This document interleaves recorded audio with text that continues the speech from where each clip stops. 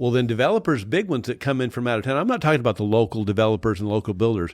They want to maintain the heritage of the area, but it's these giant guys that come from all over the nation, and they come in and they're just trying to maximize profits. They don't care what your town looks like 10 years from now. They want to maximize profits. We have to have a master plan that says we want to maintain the heritage of the area, and so we've put this master plan.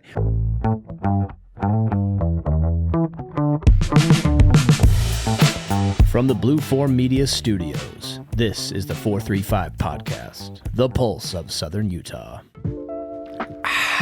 If you're looking for a nice cup of coffee and you're in downtown St. George, FS Coffee Co., that's where you're going to want to stop. It's right there on the corner of Tabernacle and Main Street in downtown St. George. So if you got a bicycle, ride it on down there and grab a drip coffee and tell them the 435 guys sent you.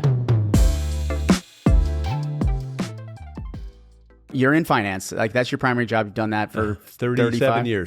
37 years. So everybody has an opinion on this, but there's most of the economists are saying this Trump tariff thing is not going to pan out the way he's saying it's going to pan out. I think it's a poker game. I think he's using this for negotiating on other things from a foreign policy. I'm not sure he's as motivated to... I don't think he really believes that Americans are going to start working in factories again. I think he's looking at, okay, we need to incentivize American businesses to put money into, manufacturing 4.0, like automated manufacturing, to make us competitive, but pushing the weight from a labor-based manufacturing to an automated manufacturing system.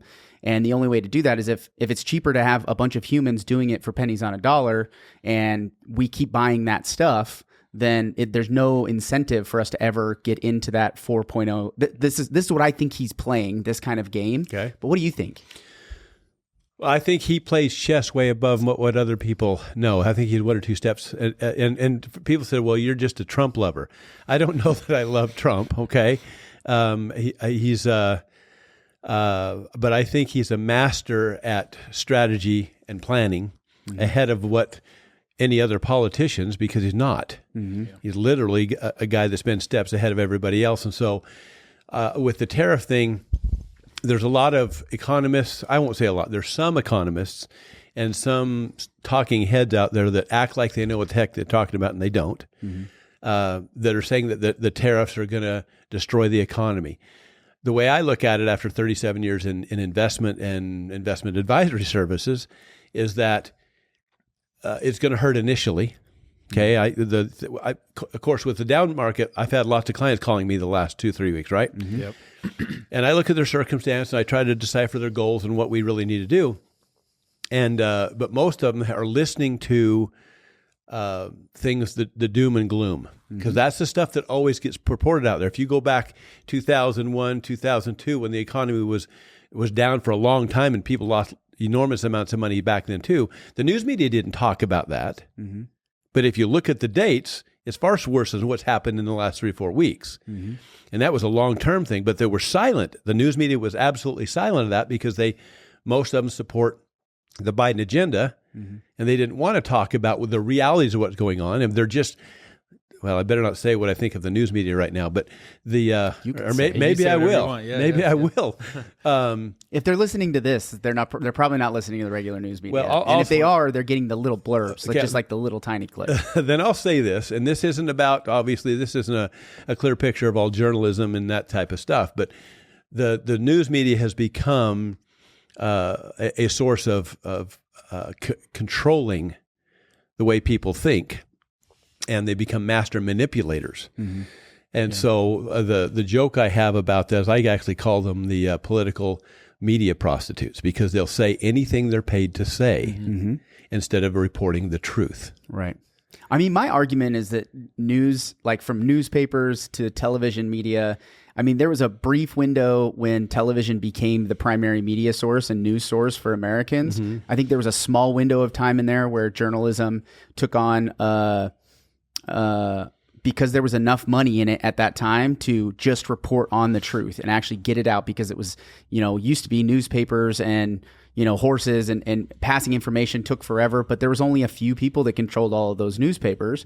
And once we went to the television, it kind of spread it out to everybody. There was media. There was a lot of investment from lots of different businesses. And there was truth in it. And there was a lot of truth in it. And then it's been eroded away. Yeah. And now, only 3 or 4 news agencies run all of the... It's almost like it's full circle. We've come full circle. Yeah, So now we're back to podcasts, and you have like this other alternative news sourcing that you can get because it's decentralized. Well, and that's why you see like some of these like YouTube guys that are journalists and Substack articles and stuff that are just blowing up because I think people are sick of the... Yeah. They're sick of the lies. They're sick of the lies, yeah. In fact, the lying has been going on so long, and they're not even hiding it anymore. Right. That there's no trust in the news media. That's why these podcasters and these things are coming up, because people can go where they think they're actually being told the truth. Right. The biggest problem in the United States right now, I believe, is nobody can tell what the truth really is. Yeah. That's the issue. Yeah. And so you become apathetic when you become disconnected when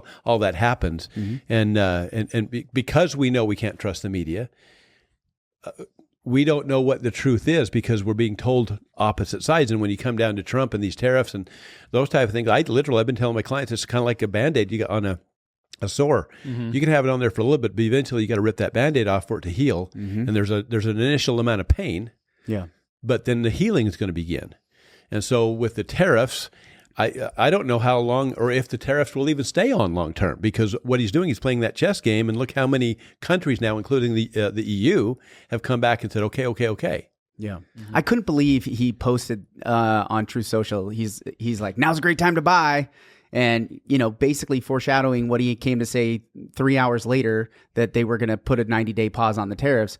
I couldn't believe that a president would do that. I couldn't believe that a president can single-handedly pump the market the way he did ahead of a huge announcement. It seems to me like, why would he even say that? I just don't understand what goes on in his head. Well, I don't know that I think he's making decisions moment by moment based on what's happening and who's coming to the table and saying, okay, enough's enough. Let's just go to free trade. Yeah. But I know that the day before, when the market went up big, if you look at the blip in the market the day before, it went up like 1,000 points during the course of the day, and then it dipped way back down because there was a fake YouTuber by the name of Bloomberg. Yeah.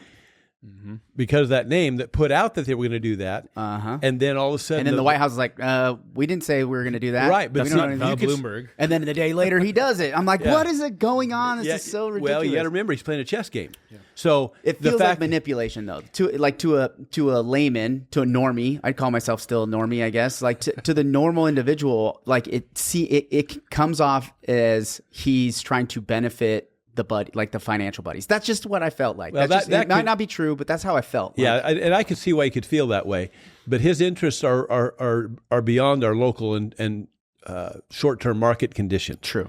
Yeah, and so he's doing things beyond that his thoughts aren't in that picture. He's saying, how do we make this strong long term? Yeah. And what was real interesting is when that fake YouTuber came on, the market said that, and that kind of spread like wildfire. The markets went up out of pure emotion. Yep. And then the White House said, oh, we haven't heard anything about that. And immediately, boom. See, back in the day, before all this immediacy of information, something could happen in China. We wouldn't even know about it. It didn't affect the American markets. But right now, if something happens in China or anywhere in the world, 10 seconds later, it's all over every social media, and it impacts people's brains, and they get fearful. And I've been trying to talk to my clients and say, listen, look at what's happened the last 4 times the markets crashed like this. Okay, 1980 and 84, and then what happened after a crash? 100% of the time, the next 5 years, it was up 100%. Yeah, when it crashed in 5 years, 87, 88, it was 2 years. It was 08, 09, 02, and 03, 01, 02, 08. I mean, I lived through that as an investment advisor, and I watched clients' accounts go down. But what was really bad was the 401k market. Those people that have 401ks back then. And I back then I didn't manage the 401k portfolios at all. And the school teachers would come to me sitting at a basketball game, or the janitor or the principal, Willie, my 401k's down, what can I do? And I wasn't their advisor. They're just in a 401k. And 401ks are horrible as far as... This was 08. 01, 02, 08, 09, both those big crashes.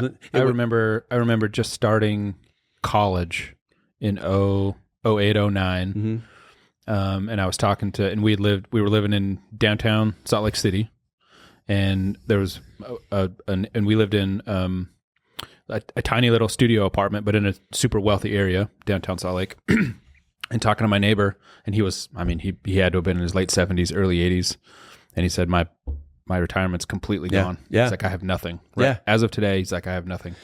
And it's crazy. And what happens with the 401ks is the administrations of 401ks have done a terrible job of informing 401k participants about how they work and what their options are. Right. They don't know anything about it.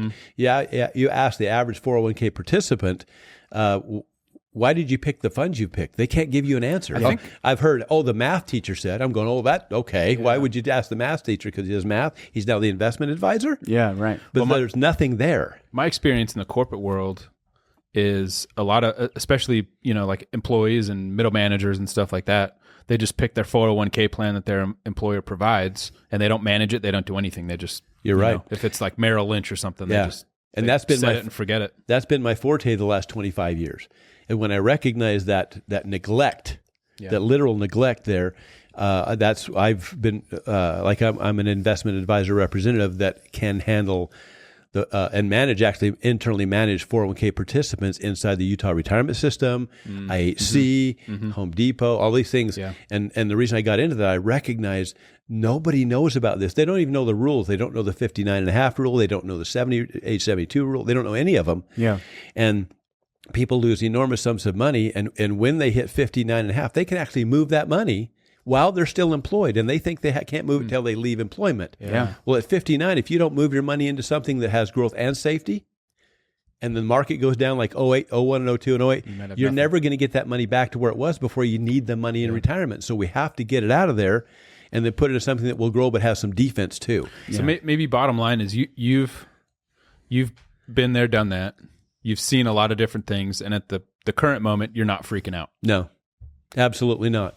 No, because what Trump is doing has short-term pain, okay? But long-term, if you think about the fact that he's stopping us paying hundreds and hundreds of billions or even trillions of dollars in tariffs to all these hundreds of companies, or countries, if that stops, well, that's a massive influx of money that's now not leaving the United States, and we're now getting fair trade or even tariffs on that. That's a complete reversal of revenue streams. Yeah, completely reversal.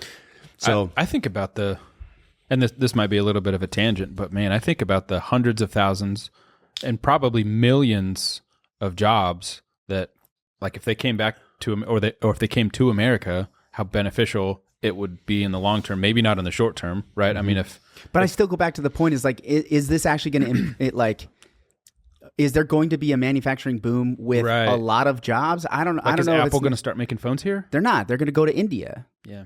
Right? I think they've made that plan in 2020. When they started not having the issues during COVID, they're like, we probably shouldn't have all of the manufacturing of our iPhones in China. Yeah. And they started moving them into India. And so I don't necessarily think it's going to necessarily bring back jobs the way he says it will, but he's a politician too. So he's going to say the things that are going to sound good to people to help him get elected. It's part of the game, which I've heard you talk about, like not wanting to play the game because politics has this element of you have to say certain things in order to get elected, even though the actual consequences of these actions might not necessarily benefit that constituency. It's the most unfortunate part of politics is when you are honest and truthful, you typically don't get Sometimes elected. It doesn't work. Yeah. No, that's exactly right. And what's interesting about that, I was talking to my wife the other day. I've been involved for 20 some odd years in this, and I've seen the federal delegation, the state delegation, our local delegations. And what's interesting is a very high percentage of, well, let me put it this way. If you polled the voters out there and said, what type of person do you want elected? They're going to say, we want somebody that's going to tell the absolute truth. We want somebody that's going to be bold and speak up for us and be honest and tell the truth and ask all the right questions that are uncomfortable to ask but need to be asked. That's the type of person we want to elect. But yet, when you look at a lot of the current legislators in either Sometimes it's even municipalities, but county, state, and federal. Those that have been in there a long time, who do they want elected? It's not that one. They don't want somebody coming in there mixing up their game plan. They don't want somebody coming in there asking the tough questions, which may pull back the sheets on what they've been doing. So there's a conflict between what the elected officials want, who that person is, and what the people want. And you're right, though. If you tell the truth and you're bold, you're probably not going to get elected because all of the elected officials will campaign against you. Right. And I've had that happen to me. Yeah. When I ran for the House and I lost by 7 votes. Yeah. 100% of the elected officials weren't for me because they know I can't be manipulated. Right. I'm going to tell the truth. And even in this election for the chairman, all of the elected officials, except my wife, endorsed the other person. Yeah. But yet I got elected. That's a signal that the people know what's going on and they want somebody that's going to tell the truth and be up there and be bold. It's also a signal of the caucus system, which we could this is a good kind of dovetailing into it, is that the caucus system is a smaller group of, and this is the argument, sometimes it's not always the case, but of highly knowledgeable voters, right? Like the delegates within the caucus system, those are the ones who voted for you, right? And so being the chairman of the party means that you have party members that are actively engaged, not normies, not people that are on the outside that don't necessarily know the ins and outs and the political discourse and conversations that are going on behind the scenes. And so because they're actively involved, there's an ability for them to challenge the candidate that can be manipulated, right? That person from the outside has an opportunity to get into the system because it's not dominated by money. It's not dominated by just who you know. You have to land on your own principles and speak the truth, right? Well, think about what you just said. Normal people can get involved and get elected because of that system. Right. Because it's not money driven. Right, exactly. And so you were a big... you were the vice chairman of the Utah Republican Party. The state party during SB 54. Yeah, when it was coming through legislation back 10 years ago. So just give us a quick synopsis for those who might not know about it. What happened with SB 54? Well, the real root cause of that, if you remember, Mike Lee beat Bob Bennett in the state convention. Yeah. And Mike Lee actually told me this after the fact. He said, Willie, I would have never run against Bob Bennett if it was just a pure primary system. He said, I didn't have the name recognition. I didn't have the millions and millions and millions of dollars in his campaign coffers after 30 some odd years. I'd have never challenged him in a primary. But because of the caucus system, I knew if I could go visit with the people and win in the caucus, because back then I think the threshold was 60%, where if you win at the convention by 60%, that is a dominant win. I mean, it's almost 2/3. That's almost a super majority. Then all the other candidates out, and that one individual now goes to the general election. Yeah, they're the only Republican on the ticket. Because they won in the caucus by 4,000 people voting. Right. That are all of these knowledgeable voters, like you're talking about. Well, he told me that personally over lunch one time when I was the vice chairman. And that stuck with me for years. But him beating Bob Bennett gave birth to the brainchild of SB 54 because it sent a message to not just local or Utah money, big money, but giant money outside of Utah that our money can't beat the caucus system. We can't buy the delegates. And so what happens, they concocted this thing called SB 54. There was a group called, in fact, it's still in existence, Count My Vote. Interestingly enough, that they named something like that. It's like the Patriot Act. Yeah. They name it to make it sound really good, but really they're trying to destroy our Utah politics. And so what they did is they threatened the legislature because they had a bunch of money behind them. And they threatened the legislature that if you don't give us this dual path to the primary ballot, that's SB 54.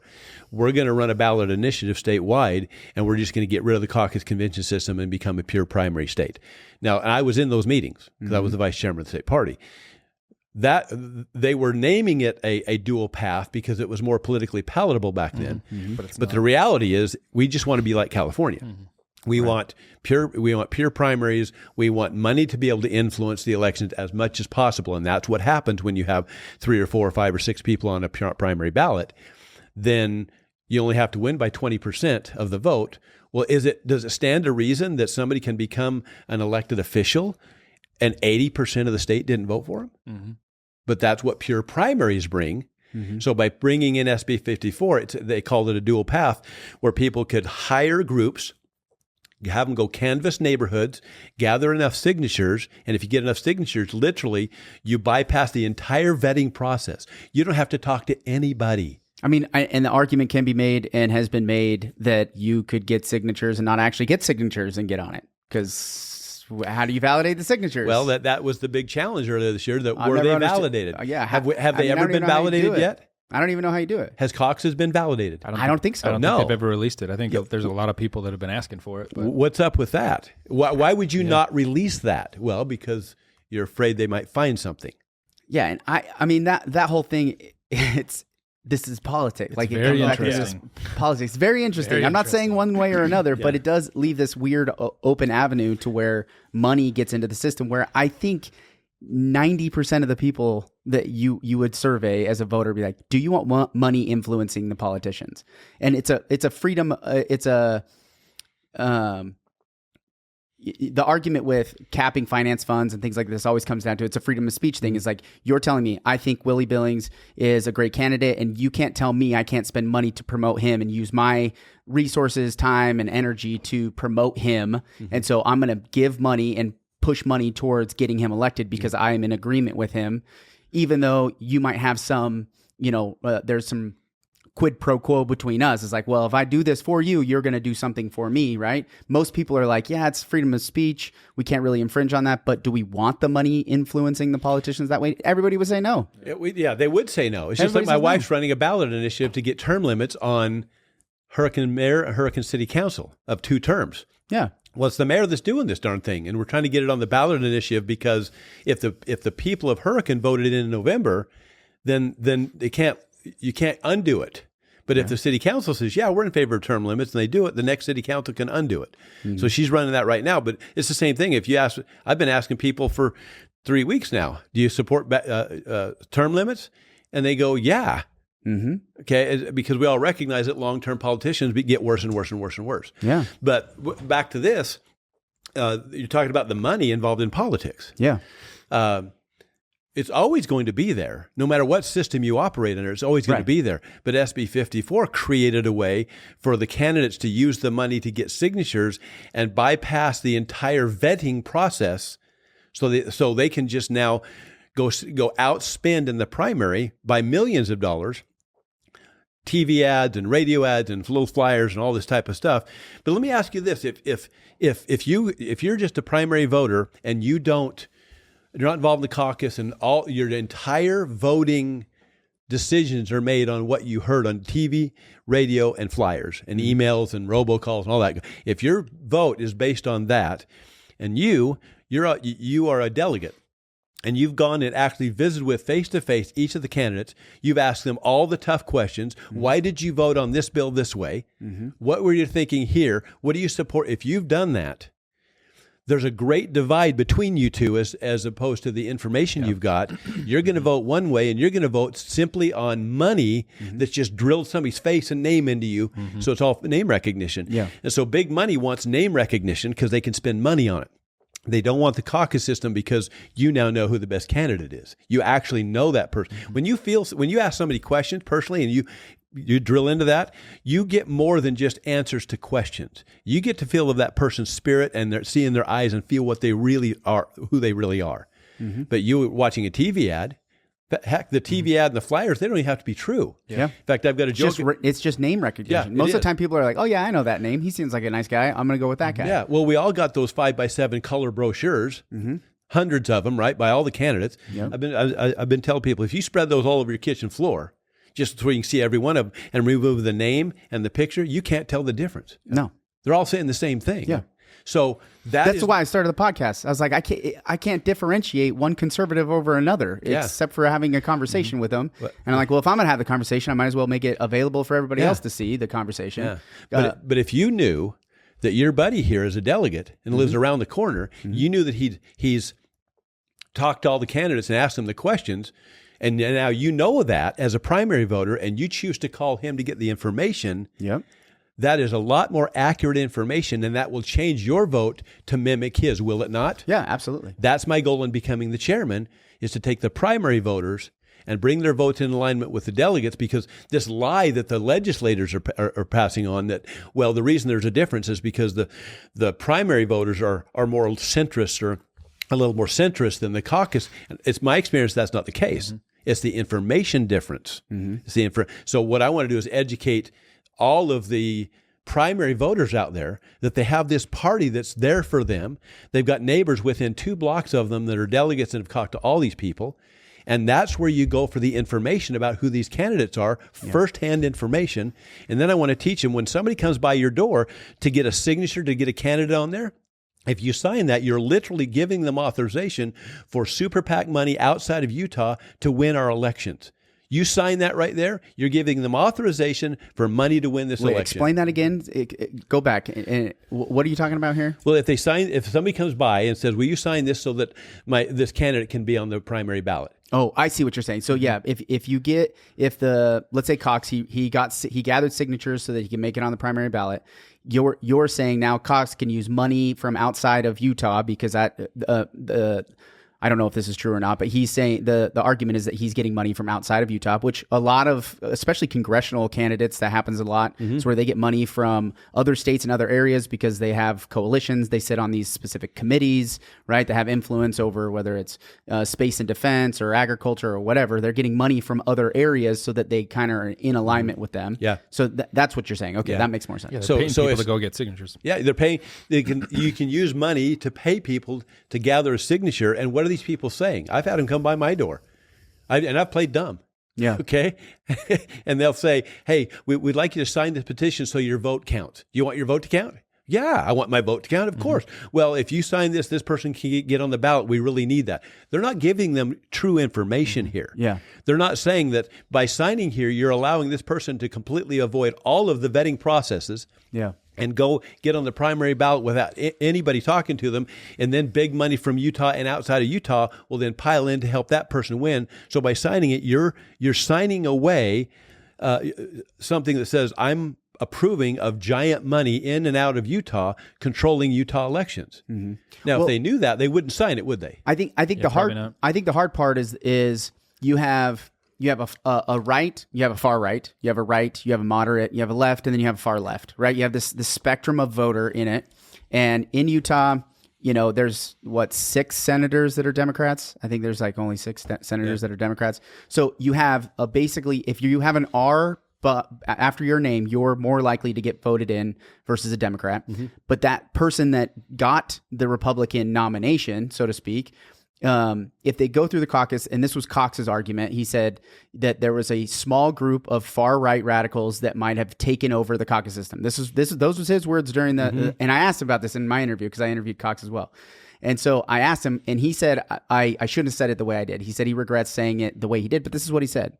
And so his feeling is that caucus system has become more and more right. And so if you're a moderate and you're looking at it, it's like, well, I agree with this, but all the delegates are far right, and the person that I might want who is a moderate isn't going to get elected. So how do I have another choice? Because I don't want a Democrat, right? And so it's I think the separation between the two, the dual path, has eroded the caucus to where the far right has really just centered around this caucus system and said we have to protect this because it's the only way we can have our voices, have our voices heard. Do you feel like that's kind of where we've been at? Because there's a divide in the Republican Party, and to me, it's centered around SB 54. Mm-hmm. Well, SB 54 has caused all kinds of problems, and that's one of them. But I abhor the idea that the caucus attendees are your far right. In fact, Cox has even used wording like radical right and all this kind of stuff. Mm-hmm. I'll tell you who the caucus people are. They're your actual true conservative people that love the Constitution, but they've been labeled far right by people that want to label them. Mm-hmm. That's how the media and things work now. If they can label you some type of negative thing, I've never heard the word fascist. Like, I didn't realize like how many ways you can describe a fascist. It's like, how do you just use that word and say that it means the same thing? But I just don't understand. Well, people use it if you disagree with them any way, shape, or form. Like no matter it's just throwing that word out there. You're just racist. But far right's the same thing. It's true. Not the same thing as fascism, but it's the same thing.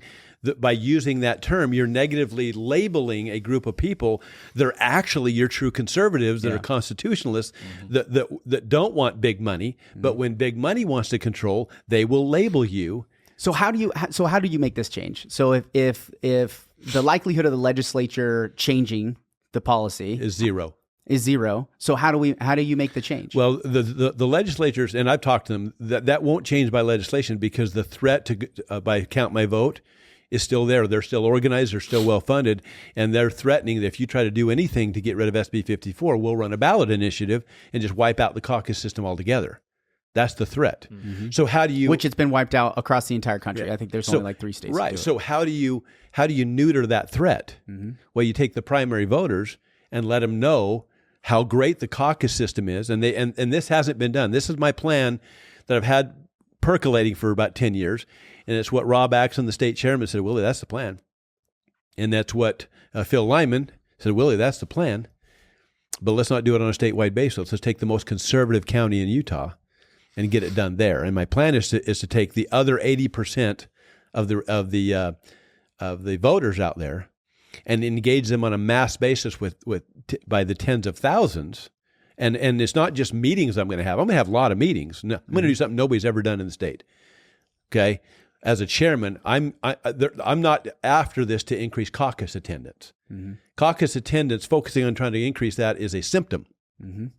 The problem is you've got 80% of the voting Republic out there that don't even know a county party exists. They don't know what a caucus is. They don't know why it's good or not. Right. So if I can infiltrate that by all mediums, these podcasts, live meetings, Facebook Lives, YouTube Live, all this type of stuff, and just do it the next year and a half, 2 years, and reach out to tens of thousands of people this way, then I can teach them 2 things. Why Utah is so great is the caucus conventions. All these people that got elected for years, they got elected under the caucus system, but they realized as an incumbent, they would rather just spend money. Yeah. You don't want to have to go back and be accountable to the people in the caucus system. Yeah, so, and I think this comes, it's especially like focused here in Washington County and across the state, obviously, because our population has boomed by inbound migration rather than just growing up within the state and just knowing it. So I'm the vice chair of Precinct 7 in Ivins. Okay. And so we have like 900, we have 900 Republicans that are in my little precinct. Only 150 of them out of the 900 were registered Republicans before 2020. Mm-hmm. Only 150 in Ivins, in my little precinct, were registered Republicans before 2020. Out of the 900 that are in just my small precinct, they don't understand anything about Utah, and they're mostly coming from California. Yeah, they're moving from California. They have no clue. They have no clue. They have no idea. And even my parents, my mom's like, "This. It's just so confusing. The caucus system is just so confusing. Why can't it just be it's so simple? The primary is so simple." Yeah. It's like, well, you're right. That is simple, but that doesn't mean it's better. And to add to that too, I mean, kind of going back to our conversation a little bit earlier about people moving in from California, like those are the people that we want here. I mean, they're going to move here anyway. Yeah. They're conservatives. They're escaping. We would like them to move here. They're going to move. Someone's going to move here anyway. Have you heard how they label themselves? See, when they started coming in after COVID, I was serving as a bishop, so I was interviewing some of them, and then I'm an investment advisor. People would sell their homes in California, come here, build twice the house for half the money, and they'd come to me with all. What do I do with all this money? Yeah. And I would always kind of have fun with them, and they would label themselves. I'd say, "Where did you come from?" And they would pause and be quiet, and they'd say, "I'm from the People's Republic of California," or they would say, "I'm a California refugee." And I had one guy say, "I'm from that place that shall not be named." Yeah, they don't need to be afraid of where they came from. They came here because they love it. Why do they love it? Because we don't have primaries and we have great elected officials. Where did that come from? The caucus system. Yeah, it does. It really does. And if you're A proponent of Mike Lee, going back to his words, he wouldn't have made it if it wasn't for the caucus system. So again, how do we do it? So you change it in Washington County? Yeah. So meaning what? We take all of the other Republicans that aren't involved, and we teach them about the caucus system and why it's created such a great state, and then how devastating SB 54 is. How it's disintegrating the caucus system, and it's turning us to a pure primary system, just like California. Okay. And if we can get people to love the caucus system, or at least be aware that we have a party here, and there's people right in my neighborhood that I know that have vetted these candidates, I'm going to call them to ask them about the candidates instead of the TV ads. I'm going to have them. I'm going to teach them to the point where they know any money resource that's coming at me is based on money and not necessarily truth. But my neighbor that has vetted these candidates, they're going to give me the real skinny on these people. One of the challenges I've had in my precinct is I'm like, how am I supposed to reach out to my precinct? Yeah. We can't give you any other information. Well, I'm the chairman now. We're going to get you that information. Because the other thing would say, rather than me reaching out to them, my thought would be go to them and say, call this guy. Yeah. Like, this is your guy. Like, have the system already say, because if it's me having to go through that, I'm thinking of it as exactly. as an individual delegate. I'm like, man, that's 900 people. That's a lot of work. It's a lot of work. So I'm about to put you to work. Okay, Mr. Precinct Chairman. Oh, goodness. But I'm not going to load you up with an impossible task. Right. I'm going to give you the party resources where we help get a hold of those people with you. They do come to you, okay, emails or texts or phone calls. Now, you'll be busy, but then we're going to set up a series of meetings in your precinct, or maybe yours and 5 other precincts in a general area. Yeah. And we're going to do a live meeting and Facebook Live and YouTube, whatever, Live. all that stuff, and webinar. Everything's going to be happening at one time, so that the 200 people that were invited that couldn't be there live are sitting at their home watching it under some medium. And we're going to teach them those two things. We're going to teach them how the caucus system has created this great state. And it's easy. You look at the numbers the last 13 years, we're the number one state in the United States across the board. Yeah. Well, why? For voter turnout. Well, no, I mean talking quality of living, blah blah blah. Generally speaking, generally speaking, totally agree. Caucus has been touting it, and before Governor Herbert was saying it. We're the number one ranked state, blah blah blah, and we're in the top 3 in this category and this category. Well, what brings all that on? Why is it's not just because we live in a beautiful area, you guys. It's the people that live here. You know, this might sound crazy, but I hate real estate agents. And after being one myself for the last 10 years, I know the good ones from the bad ones. If you're thinking about buying, selling, or investing in real estate here in Southern Utah, we want you to interview us for the job. Go to realestate435.com and give us a call. We promise you're going to love us. And the way we select our elected officials has created that. And big money's trying to disintegrate it, and that's SB 54. And I'm going to fight the fight to take Washington County and turn everybody on to how great the system is. And even if they don't get involved in the caucus system as a delegate or come to caucus meetings, at least they know that my neighbor here and a guy through the block right there knows all this information, and they're going to turn there for the information about the candidates.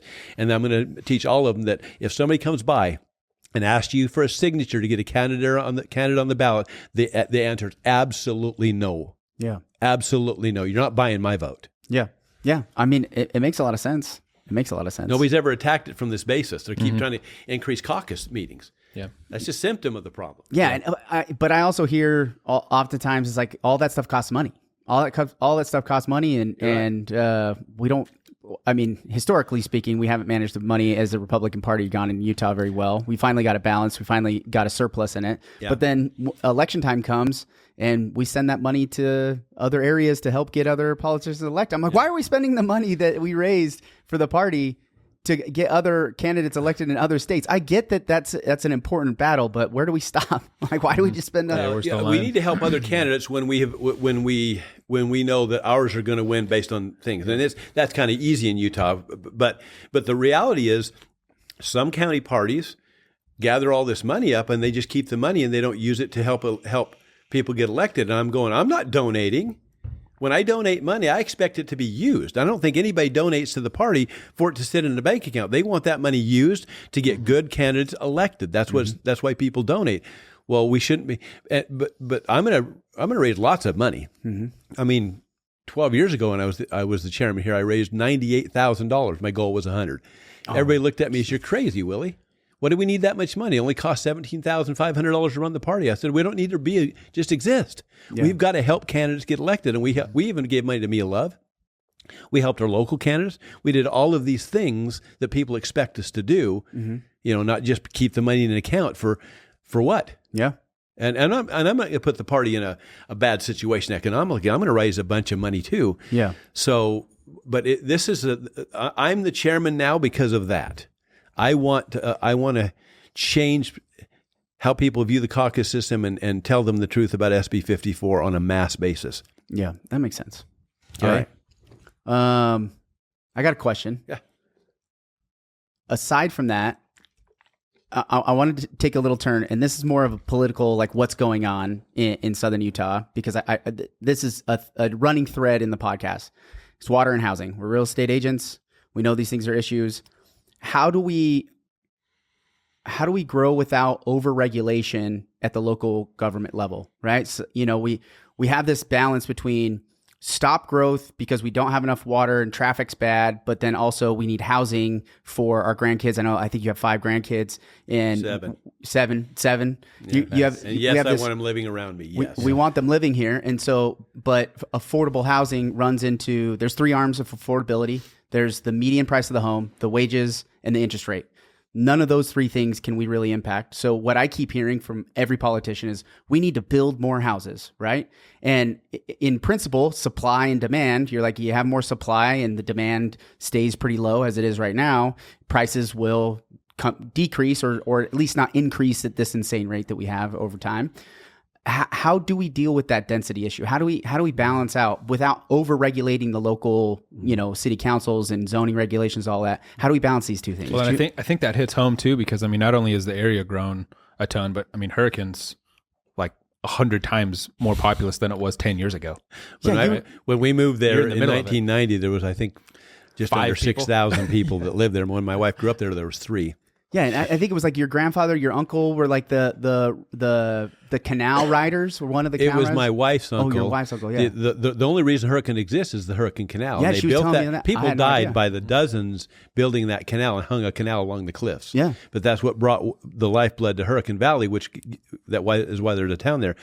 And I'm not sure who the relative is, but the very first ditch rider, which was the person that rode the ditch on a horse at night with the light making sure it stayed flowing. Yeah. And the last ditch rider was both Nanette's family. Yeah. So she's heavily rooted, and that's why she ran for mayor and city council, was to keep the heritage of that area. Yeah, and there's still water challenges. There's water challenges in Hurricane. There's water challenges in Ivins and, Washington City even. Yeah, there's always going to be water challenges, but it's not about how much water we actually have available.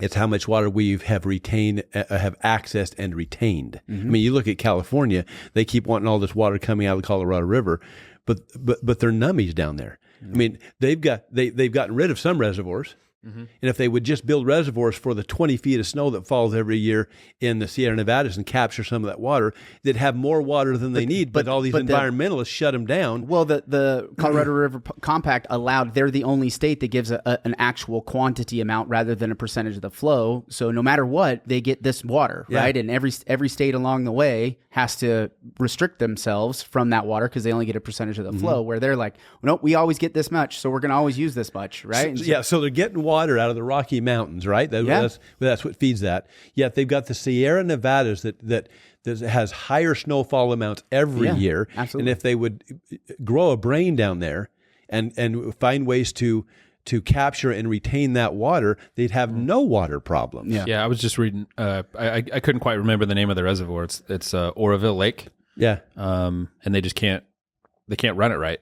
They can't keep the water in it. That has to do with politics and who's elected you guys. Yeah, and how big a sissy lalas they are when it comes to facing that almond environment. That almond company, the wonderful company. That's a whole other conversation. I saw that documentary. But those guys own all of that water. Yeah, and so thinking about how do we navigate this? I mean, we just keep building reservoirs and then just keep growing. Are you an advocate for continuing the growth? Well, we can't stop the growth, you guys. I mean, we have this little thing called the Constitution. Yeah. And the people have property rights, and that is a sacred thing. So you can't tell them they can't move here and build on their property. What you can do, and what Nanette's main goal was in becoming and getting on the council and being mayor, is to stop giant developments, not your local guys, but the big boys that come in from out of town, from coming and buying that 100 acres of alfalfa at Greenbelt prices and put in high-density, high-rise apartments in it. Right. Now, it should be we have a master plan for the city, okay? And if you want to buy some land and build on it, you build on it according to the zoning you bought it at. Don't come in and ask 10 times to try to force the city council to give you a zone change. You knew what it was zoned at the time you bought it. But if you don't have a master plan, well, then developers, big ones that come in from out of town, I'm not talking about the local developers and local builders. They want to maintain the heritage of the area. But it's these giant guys that come from all over the nation, and they come in and they're just trying to maximize profits. And so they don't care what your town looks like 10 years from now. They want to maximize profits. And so we have to have a master plan that says we want to maintain the heritage of the area. And so we've put this master plan, and there's places for a little more high density housing, for apartments, there's places for these things. But also in the same token, you can't have everybody have an acre lot with a $500,000 million home either. Yeah. There's got to be places for our kids and grandkids. There've got to be places for people that do our emergency services at the wages they make, and all these wonderful workers that are working the normal jobs out there that don't make $150,000 a year. We have to have places for them. And so what's funny is I have Californians come in here, and they're here 2 or 3 years, and then they want to shut the door. Yeah. Well, wait a minute. We let you in. Yeah. Yeah. So do you think? Yeah. What about like in terms of like SITLA and how SITLA operates? Do you feel like that's just one of those parts it's out of our control? Like thinking of Desert Color, they basically they built a city. They built a city on a piece of SITLA land, and really St. George didn't have any say in that, right? Yeah, and Washington County doesn't have any say in that. That's tough when you got a government agency like that. I'm not sure how controlled that is in the first place. I had Kyle Paisley on. We talked a little bit about that. Yeah. But when they can override our county commissioners and our mayors and city councils and just do whatever they want to do, that's tough. From what I understand, they don't even answer to the governor. So I was going to say quasi-government agency. Well, there's a lot of those, by the way. Yeah, which I'm not saying is right or wrong. Yeah, I just Well, look in the Constitution and tell me where Special Services District is named. Yeah. Yeah, I've never seen it in there. Okay, it's not. It's another government organization that leaks power from the others around it, and the tendency of every government organization is getting bigger and bigger and more powerful. Bring the power to themselves. So we have to have somebody. They have to answer to somebody, and if they're not answering to even the governor, we got a real problem. Yeah. Well, I mean, it's a challenge that we're going to continue to face. Do you feel like we're on the right track? Do you feel like the local politicians, just in your connections, do you feel like we're headed in a positive direction when it comes to housing and making zoning laws at least balanced enough to where they maintain the heritage of the area and those master plans that you've seen? I'd even add like water infrastructure, like if you feel like add that into that question. I can't speak for the other cities. I know on Hurricane because I live with the mayor, and so we have conversations when she comes home. But you would not believe. So I can imagine. She is a true statesman or stateswoman for the people. That's the person she is, and so all the decisions is revolving around what's best for people. But that doesn't mean everybody's happy with you, because a lot of people get all tied up in their one thing that affects them. Yep. And if you didn't help them get that done, well, you're not a good mayor. Right. So you can't please everybody in this game. You shouldn't even try, or drive you crazy. But as far as I can't speak to the other cities and what they're doing, but from a water perspective, I want to warn everybody. Government or government agencies like to gather and centralize power unto themselves and money unto themselves, doing it by manipulating data or withholding data, and they like to get people to what's the word I'm looking for? Go along out of fear. So whenever people say we're running out of water, we're not running out of water. We're getting low on the water we've currently accessed and retained. That doesn't mean we don't have vast amounts of water to access.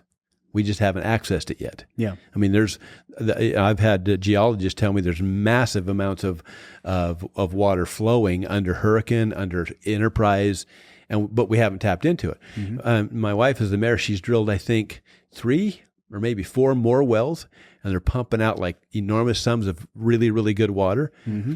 And that's just, and then Tocqueville Reservoir, which Hurricane owns the water coming out of that. Every time they re-drill in there, it doubles the supply.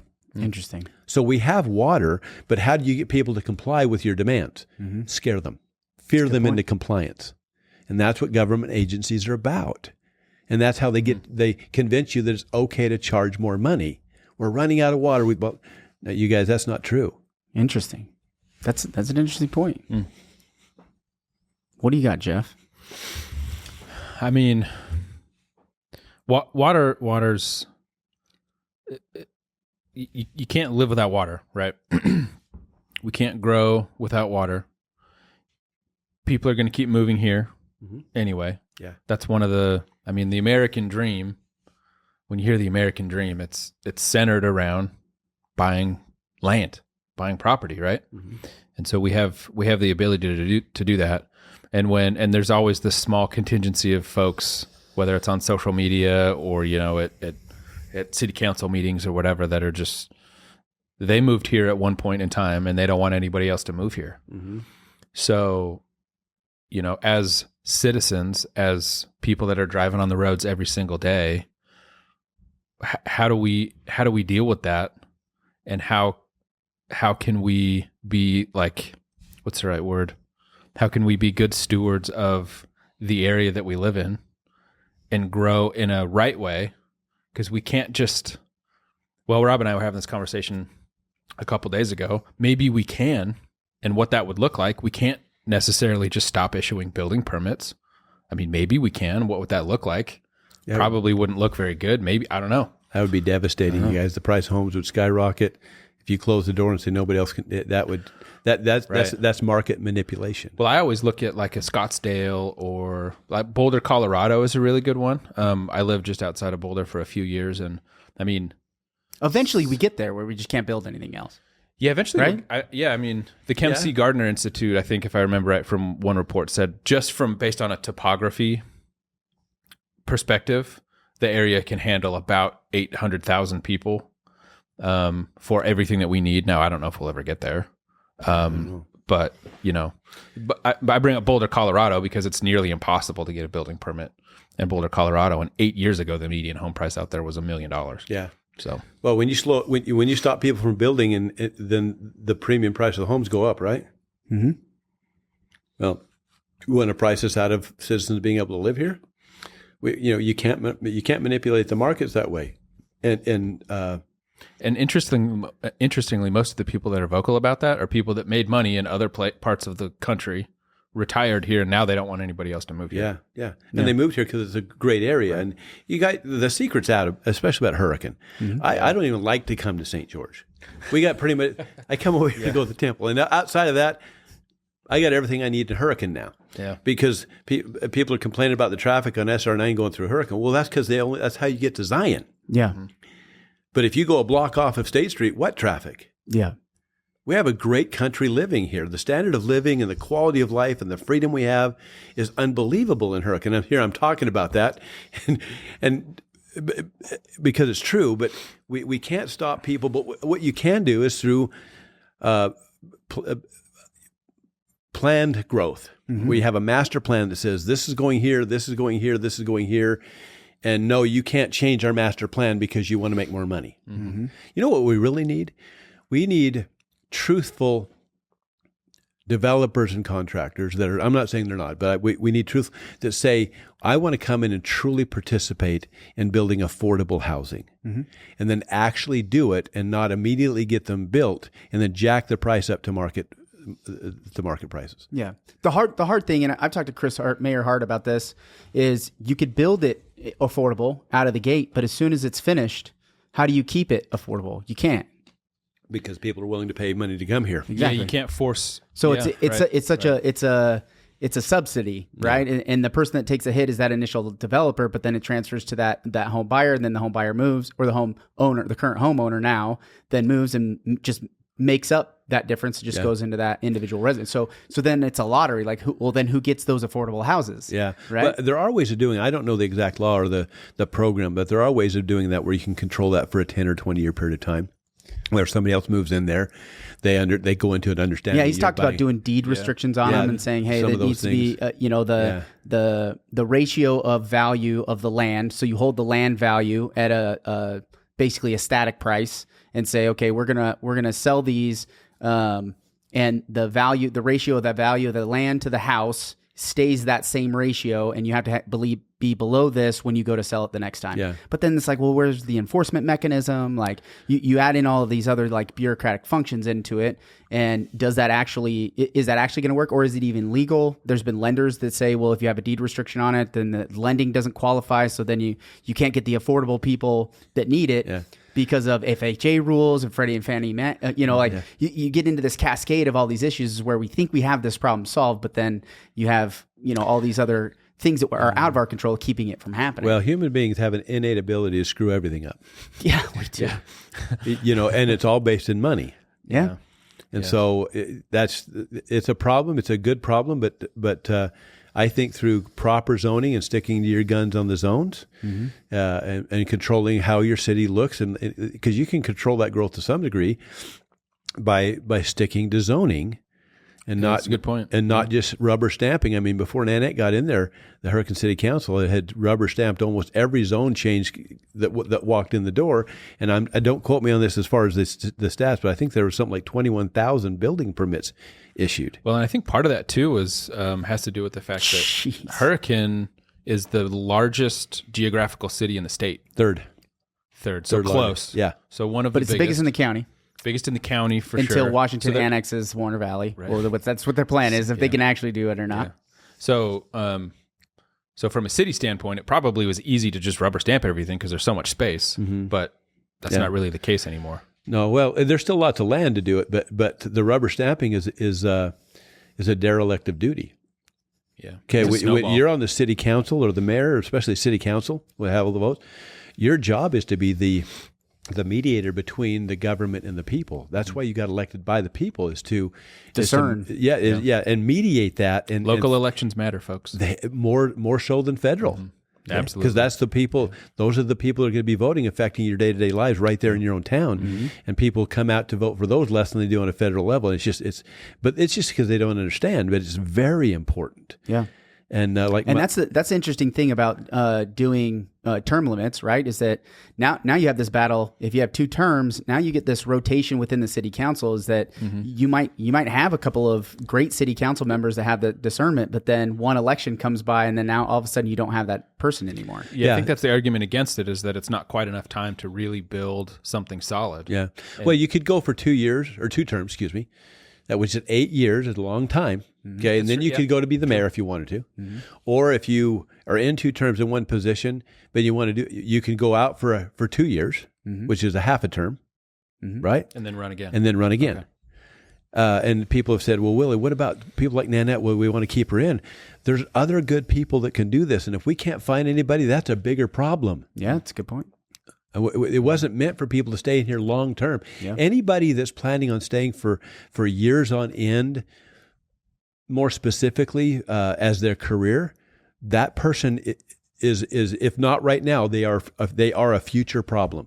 Yeah, because people get in office, and the longer they're in there, they're making all this money, and they're really, that's their career. They start to become bullyish. They start to become less attentive to the people because they've been there so long and they know better than the people. Yeah, I had one legislator say, "Willie, I just see it from a higher level." I said, "You're supposed to see it from our level." Yeah. I'm not going to call out any names, but there's some state legislators in our county that it seems like, I've been in the game long enough to where I don't really have to listen to what anybody says, and I know I'm going to get elected. So there it is. Well, you know what I mean? I interned. We've watched it like right at the local level. If it happens, so close to home, it's absolutely true. Yeah, that was like one of my introductions into politics. Was I interned at the state legislature in 2011. Okay. And met met a lot of those types of folks, and it was eye-opening to talk to the dynamic between talking to a state legislator who had been in there for 20 years versus a new state legislator was completely different. It is. Yeah. They change. They turn into robots. Whether they want to or not, maybe. Well, they might go in with good intentions, Yeah, right? but don't we teach our children though that be very careful who you associate with? Yeah. Because that's going to be who you become. Yeah. Well, when you are a legislator long term and you're around that group of people, you tend to start agreeing with stuff that maybe 5 or 6 years ago you didn't agree with. Then you got all these lobbyists hammering you all this Pumping stuff. money at you. Yeah, you got all this stuff, and they do change. They see things differently now. We see it from a higher perspective. No, you have just changed, and you're not as good a representative of the people as you used to be. Yeah. But they won't admit to that because there's egos that get in the way. There's all kinds of stuff that get in the way there. And so I'm a fan of term limits. Yes, there's a couple of negatives to it. I've had people say, "Why is your wife trying to do this? We don't want her. She's a fantastic mayor." Well, but she can't be there forever. Yeah, but when Nor we does she really want to. she doesn't want to. I mean, you guys, I think Like those are the politicians you kind of want. Yeah. The ones that are like, I'm doing this because I know we need it, but I don't really want to do this. I mean, I don't want to be the chairman of Washington County to be the chairman. I want to be here because we have an opportunity to attack a problem Yeah. and change the course of this thing. If we don't do it now, it's gone. So I want these 2 years to attack this problem and be an example to the other 28 counties of this is how you do this to make SB 54 irrelevant in your county. This is how you do it. Model it. Yes, and then take it. Well, it's like modeling at the end. So is it for sure going to be on the ballot in Hurricane in November? The term limits? No, because we're still trying to get signatures. So Hurricane people, if you're hearing this, contact Nanette or contact me or something. If you're pro term limits, this is it. This is your opportunity. We're down to the last 4 or 5 days. I think 4 or 5 days of getting the signatures. If we don't get enough, it won't be on the ballot in November. Oh, geez. See, this is important. When's the date? I think it's the 13th. Oh, no, 14th. I think it's the 14th. Ah, this episode's going to come out on Tuesday. It'll be right after. Yeah. Son of a nutcracker. How do we get this thing out? Okay, so we were. That's why I need to do live. Yeah. But you know the right way to do this type of thing is through the people because then it can't be undone except through the people. How many signatures do you need? I think it's like 1,300 signatures, and we're probably in the realm of 1,100 or something. We need a couple hundred more signatures, so we're getting close. Yeah. But I mean, Nanette and I, and my daughter and my son, and another gal, Amy, was with us last night. It was her birthday, my wife's birthday. We went for a hike down in the Confluence Park with our kids and grandkids. Come back out, we go to leave, and we drive by the Hurricane City ball fields. Well, there's little league or t-ball games going on all in the outfield, and there's like 300 people there, and we say, let's stop and go get a bunch of signatures. So we all just converged on there and said, are you from Hurricane? Are you from Hurricane? And got a bunch of signatures like that. Nice. Cool. So we're trying hard, and I think it's Do you have anybody who's like, no, I'm not signing that? It seems like I haven't personally had anybody say that. But I have had people say, but what about when we get somebody good? And I've had people say, well, that's not in the Constitution. Well, it kind of is. The president has term limits. Yeah. And so, you know, most people agree with term limits, and I think the positive to it far outweighs the negative of doing it. Yeah. You know, and that's the way it goes. So we're a big advocate for that right now, and it's unique that the mayor is trying to do it. That is unique. That is cool. I didn't even know that. Yeah. Because I don't live in Hurricane. Yeah, there you go. I'm sorry. That's all right. I live in Ivins. It's the other side of it's like it's Hurricane East the other, or West. Yeah. Hurricane West. The negative x-axis of it's windy in Ivins too. Yeah. It's very windy in Ivins too. Well, I'm an advocate. I mean, these people that are moving in, I don't want to stop them. I want to control it to where it happens right. But these are precious human beings that are moving here, and they're moving here because they fell in love with the area just like we do. Yeah. And we can't shut that door. Do I want to just have it grow as fast as possible? Absolutely not. And there's ways of controlling that. But in my opinion, the Lord's bringing these people here for a reason. Yeah. There's something brewing. Yeah. Okay. So last question. I'm curious. The legislative session, 582 bills. I mean, what's your critique on how the legislative session went? Do you feel like, you know, especially from like the balancing the budget, the addendum A of allowing income tax being used for public schools that got taken off the ballot. What are your thoughts on that whole thing? Because I know you've been an advocate on both the two elections that you ran. Teachers, like funding teachers, education has always been a big important piece to you. How do you feel about what was going on there? Well, to the teachers thing, I believe that, and I'm pretty strong in my beliefs here, that the people that have a bigger influence on our children and their children's influence above their parents is our K through 12 teachers. Mm-hmm. And I think they're a lot bigger influence than they are on the college professors as far as who those people grow up to be. Right. But yet we pay them significantly less than the college professors. Mm-hmm. And then we pay a lot of money to go to college to get indoctrinated in a lot of cases. Yeah. And in fact, our kids go to college nowadays and we pay for that so that these people teach our children that what your parents taught you in the home is wrong. Yeah. And so I think we need to make it very attractive for people to come here and become a teacher, but we need to be very careful and cautious about what's being taught. Mm-hmm. Okay, parents need a bigger role in that. Parents are the largest stakeholder in that situation. Yeah. Yet they're treated as though that you're a minor stakeholder. Wait a minute, mm-hmm. It's a privilege to teach my kids. Yeah. Mm-hmm. It's a privilege to teach these kids, and it's an honor to do so. So I've said this before, and I don't mean to cut you off, but I have heard a couple arguments against it, and the dollar amount may be irrelevant, but you think about if teachers and police officers, what if the starting pay was $100,000? That might be too high, I don't know, but it's something significant where we would be able to pick and choose the best of the best. Well, there's pluses and minuses to that, like anything else. I don't know that $100,000 is the figure, right? But they do need to be compensated fairly so they can. So good. I mean, Barry Bonds played for San Francisco for a reason, mm-hmm. Mm-hmm. right? And if we want the best teachers, we have to be able to attract. Now, it doesn't have to be the highest in the United States, but it's got to be attractive enough where people want to come here. Because literally we have great teachers leaving this area, and they're not leaving the area because the place is ugly. Mm-hmm. They're leaving for more money. Yeah. And so, I've had people come to me and just argue with me to the end of the world that they only work part of the year and blah, blah, blah. But these are the people that, in my opinion, are the most influential on our children. Mm-hmm. For the informative years right there. I think that's important. And we've got great teachers. I mean, mm-hmm. for the most part, I mean, the problem is with federal regulations, you can't identify a bad teacher and get rid of them. Right. That's a problem. And I think getting rid of the National Board of Education, all that stuff is measuring how good of a job they're doing is very difficult, right? It's not an easy thing to do, right? And I don't know if right now the system that we have to measure their the merit of which that they're teaching is all that great. No. And I don't know how to fix that either, which is a challenge. It's a tough one because you may get a group of kids that come through that are just fantastic, and the next group of kids that come through are more of a challenge. Yeah. And so that's tough, and I realize that. I've talked to a lot of teachers about that, and I don't know that merit-based pay is but what about incentives? Mm-hmm. What about, hey, if you get this done this year, and I don't know how you put that together, but I promise you how to put that together is not in the brains of the legislature. Yeah.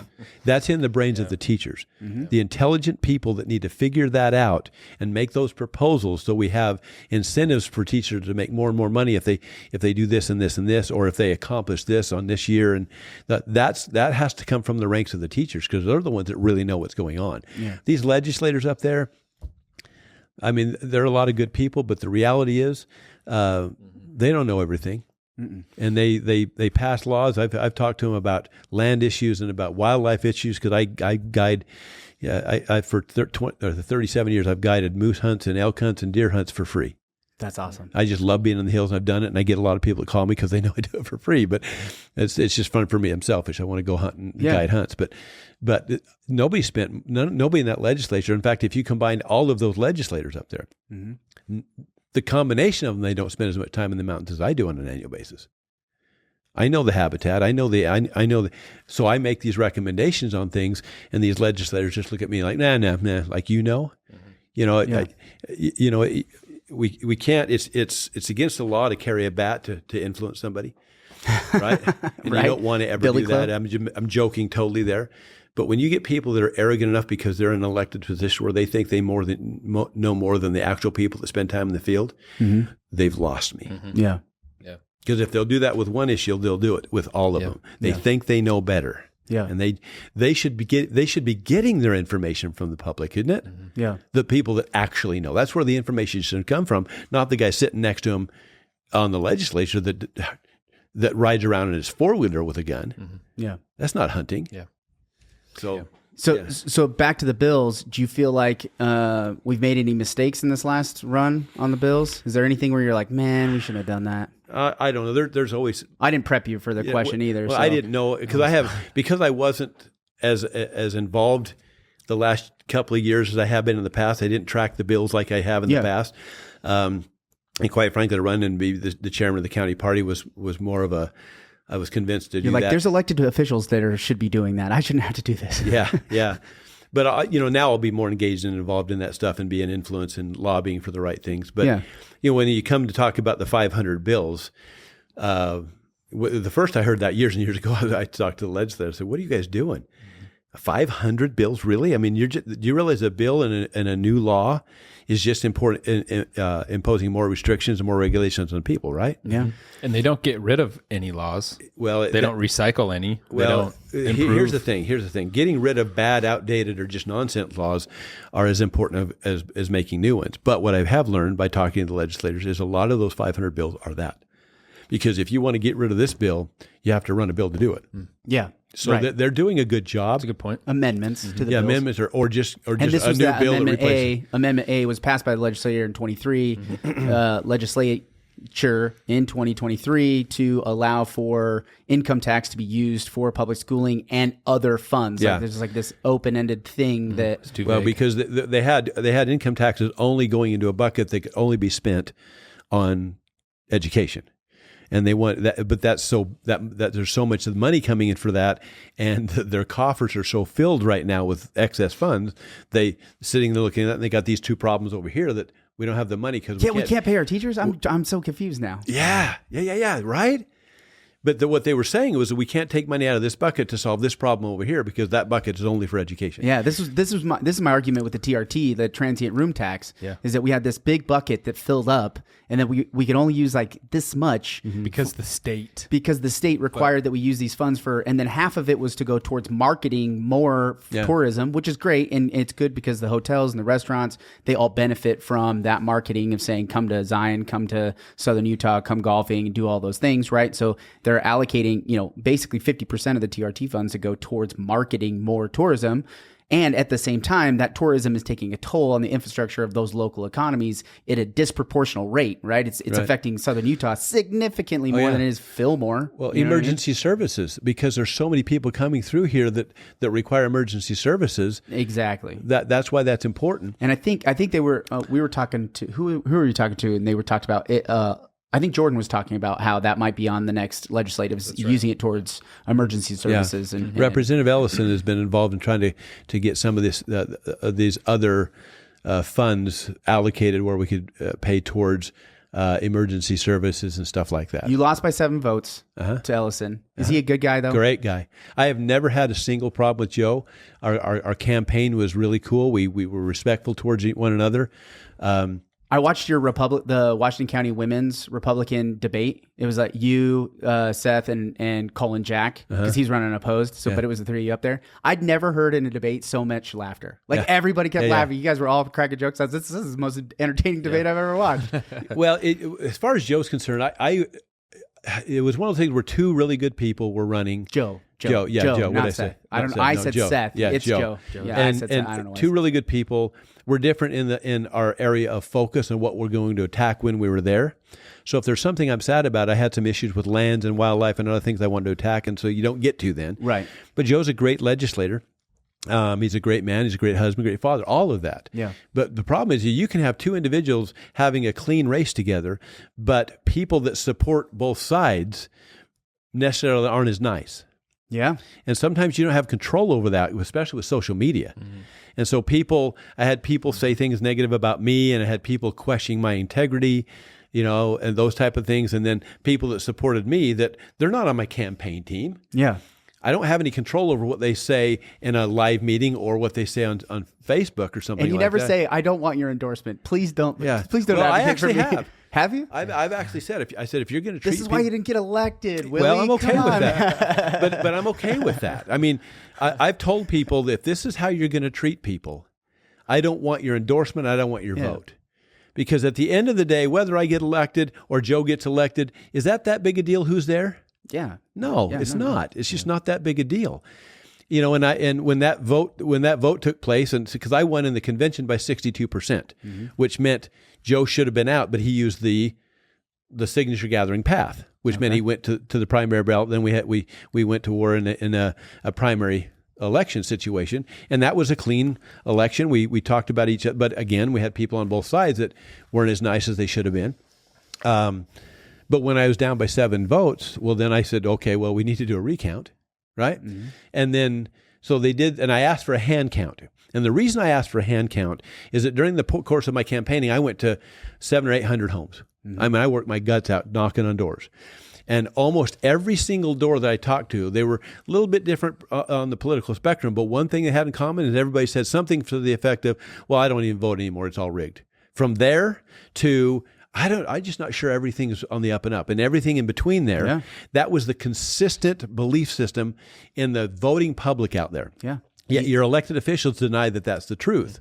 So when it came down to 7 votes, I thought, they won't even talk about it. Yeah. Like they will do everything they can to not even have the conversation. They're like, I don't want to talk about voting. Yeah. And because they're to some degree, they're afraid of retribution from the governor and the lieutenant governor, all that kind of stuff. But so looking at all that stuff, I went, okay, this is my bigger cause. We have to get the faith back in the elections process. We have to have people have faith and trust in it. So what I did is I turned when I was down by 7 votes. Well, let's do a recount because you have to based on how close it was. And I asked them to do a hand count, and they could have because I drove up to Salt Lake City and visited with the lieutenant governor, and she told me right there, oh yeah, they could do that. But the then county clerk said, no, it's my choice. I'm not doing it. But the reason I wanted it done wasn't so I'd win. Now, when there's only 7 votes, is there a chance you'd find enough there to? Yes, there is. And was I hopeful? Yes. But the bigger cause was I wanted Washington County to be the beacon on the hill that listened to the public. They did a hand count. The hand count came out the same as the machine count, and we can quell everybody's fears and say, look, and then be an example to the other counties and to the state of, look, let's prove the accuracy of these machines, and then we can settle everybody's fears. That's the only way to do it. Right. And when they wouldn't do that, people were upset over that issue. And I was a little bummed about it because of my Is their intent. argument just, it's hard. It's harder, costs too much money. Bullcrap. It's not too hard. How long did we hand count before this? I know. And if it means we bring the faith back to the election process, it's worth every dime spent and every hour spent doing it. Yeah. But they didn't want to do that. And then I had people saying that, Willie's saying that the county personnel are they're cheating or they're not honest. No way. Not a chance in heck have I ever said that. I've had people tell people that I said that, but I've said this many a time. In fact, I've been booed on stages when I've said, I think everybody at the county are good, hard, honest, working people. There's no nefarious thing going on right there whatsoever. Not tongue in cheek. Not tongue in cheek. No. You're being honest. I've been booed. Yeah. In speeches I've given by people because I've said that. But when they did when they did the recount through the machines, because they did the recount, the statute said you had to do a hand recount audit. So when you hear the words hand recount audit, doesn't your brain move to the fact that there's going to be some type of tabulation? Yeah. Okay. So they did this hand recount on it. There was no tabulations. They just matched the actual paper ballot. And the dots on it to the physical or the electronic vision. So we sat there for 3 or 4 hours. Didn't even count. It doesn't count. It just validates whether it's right. It was an official ballot or not. Right? Yeah. Were they the same? And yes, it was the same. Okay. But then people, not me, but other people in the room said, well, what's the tabulation? How many did Joe get? How many did Willie get? The machine doesn't do that. And are you telling me that a program doesn't tabulate? All of them tabulate, you guys. Isn't that the first thing that a computer did was count? Well, Isn't that especially when the name of it was hand recount audit. Okay, so that made some people mad, and so, but what they didn't know is there were 2 people in that room, independent of me. I didn't even know they were doing it. They showed up. They counted every vote. One for Joe, one for Willie, one for Joe, one for that, and they were just doing it. And it was easy because a lady was saying, Joey, listen, and then you could look on the computer screen and see it. So there was time to make an accurate accounting. And both of those people that did those counts came out the same. And I won by 62%. 62% of the random audit, which I see what you're saying. The random audit takes all of the things and they randomly pick precincts randomly, and it was pretty random. I mean, there was Tokerville, Laverican, Hurricane, they were all in there. Dang, that's a crazy percentage. And I had a statistician look at that, and they said that it was 7,000 to 1 odds that I would lose by 7 votes, but in a random audit, which they do all the time. Jones and Associates do all these things. And they said, no, if it's over 2 or 3% difference, we start asking questions. That's out starting on a 1%. They did a 3% sample, and I won by 62% of those votes. Wow. So I was wanting to get it in front of a judge, just to force them to hand recount it. And any one of the elected officials, if you got down and looked them in the eye and said, hey, if you lost by 7 votes and they did a recount and they sampled 3% and you were ahead by 62%, wouldn't you want an actual full recount to make sure? Any of the elected officials, if it were them in that position, they would have said yes. For sure. Yeah, of course. Okay, but they were fighting me on it. The lieutenant governor was fighting me on it. And so... Because it's bad press? I don't know. Well, I think maybe what would have happened was if they found a problem, or they just didn't like you. I don't know that they didn't like me. I've had good relationships with lots of people, but I think that one of the commissioner's friend was Joe Elis and Close, and I don't know if that played into it at all. And he's a good man. I don't have any problems with him. It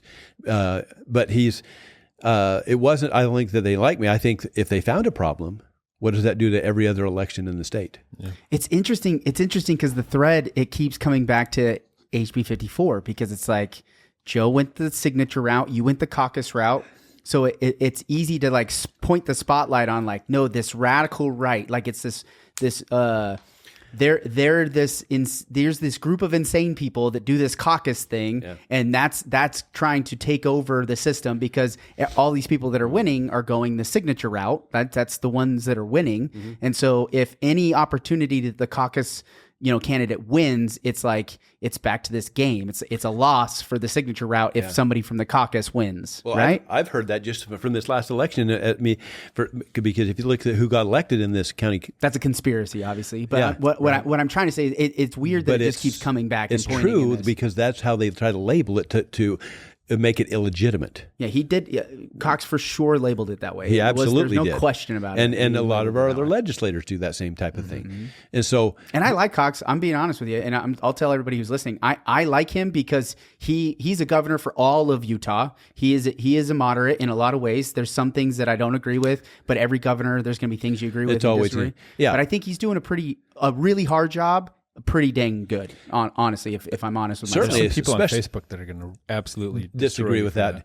But you know what? Well, yeah, for sure. But just because he's doing a lot of things good that we like, but some things doesn't make him a bad governor, right? Because it is absolutely better than some other alternatives, right? Yeah. When you compare him to other states and things like that.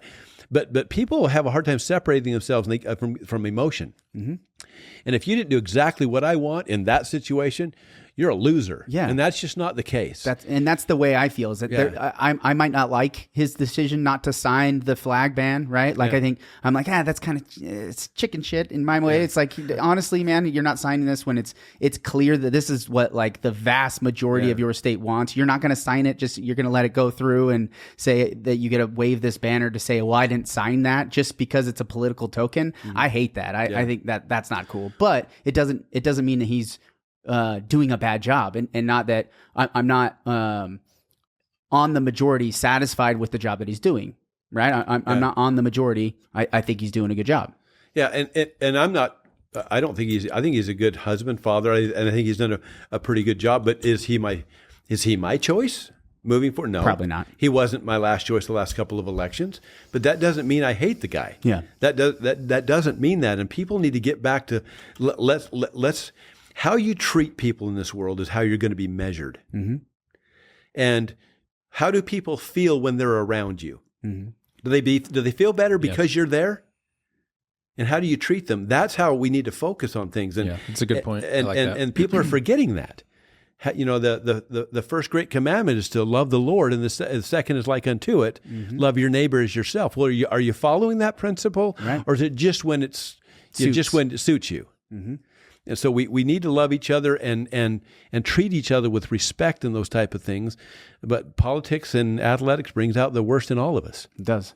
It really does. The two things you're not supposed to talk about, right? Sports and politics. Sports and politics, and it should be what we talk about on a regular basis. Religion, civilly, sports, religion, yeah. religion, sports, and politics. Yeah. I mean, Which is why we have this podcast. Yeah, I talk about. I don't really. We don't talk about a whole lot of sports. We talk religion. Hey, I did go back to the NCAA games in Sweet 16 in the Elite 8 back in Newark, New Jersey. Oh yeah, how was that? It was great, except to BYU lost that first game to. I don't know if any team could have beat that team the way they shot that game. It was but like energy in there. Duke learned from it and saw what happened to BYU, and they changed the game plan and they stuffed them. Yeah, they made them put it on the floor instead of shooting those threes. That's 60%. Dang, that's crazy. Yeah, it was crazy to watch the game. I'm just sitting here going. Had you ever been to an NCAA tournament? No, I've been to conference tournaments. I've never been to NCAA, and I just really wanted to go back there. And where BYU was in the Sweet 16, it was just. My wife and I went back there and with some brother-in-laws and sister-in-laws and just had a really good time. Yeah, but boy, probably would have been more fun if it was not in one of the worst places in America. I was. Easy. Let's just put it. I'm just saying. I was not impressed with New Jersey. No. So there's some good spots. I've been to New York, but I've never been to New Jersey. Newark is awful. No, really. Newark is awful. Yeah, sorry, Newark. It's a tough place. Terrible. That is not speaking of the people. That is speaking of the area of the place itself.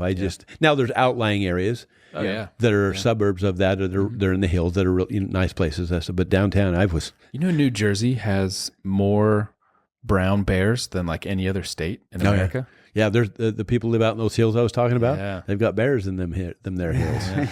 You're like, let me get a bear. Yeah. And we Have you ever hunted a bear? I had a tag to hunt one about 11 years ago, and my wife was diagnosed with cancer for the second time, and so that just shut that down. But my wife shot one last year. Oh, really? Yeah, she's doing very well health standpoint. Up in Alaska? No, she was right here in Utah. Whoa! And she got a great big. If you want, I'll show you a picture when you're done. But it's a great big. It's kind of a cinnamon in color. It's a black bear variety, but she killed a big old bear, and that's cool. And she was do you eat the meat? Do you keep the meat and eat it? We ate some of the meat. A lot of the meat on a bear is not really good to eat. Okay. Some of the meat is back straps and some of that stuff. So, but it's not like an elk. Yeah. We've got a freezer filled with red stag and elk meat and moose meat because I got a moose last year. Sweet. So nice. I bought a freezer out of a Maverick store that they were going to tear down. Those freezers when you walk in and it's 8 feet long and 7 feet wide and glass doors. Yeah. Well, they're going to knock it down. I said, well, my wife actually said, will you sell us that freezer? The guy got on the phone with corporate and sold us that thing for like $700. Nice. It cost me $1,400 to get the condenser put in and the 220 electric. But it's in my garage now, and so it's just this beautiful freezer in there. We got lots of. Yeah, so if a zombie apocalypse comes true, everybody now knows where they can get some meat. Yeah, I'm going to Willie's house. Yeah. We can hunker down here in southern Utah for a while. Yeah. Between the meat we've got and the guns we own, there's a lot. I heard going you on. don't even if you're an Alaska resident, you can kill like 3 moose a month with no tag or something. I don't know like about that. a month, probably Maybe a a year. Yeah, and those white mountain goats. I think if you're a resident, I'm actually going up there in July to do a fishing trip, and then I'm going up to hunt a bear in Alaska next May. Not this May, but next May. I drew out for a tag, Whoa. and I'm going to try to put in for a moose tag. I killed a caribou up there on Kodiak Island. If you don't want to be around bears, don't go to Kodiak Island. That's the hub of the biggest bears out there. Man. Dang, that's crazy. Cool. Yeah, so I've done a lot of hunting in my life. Never been hunting. Cool.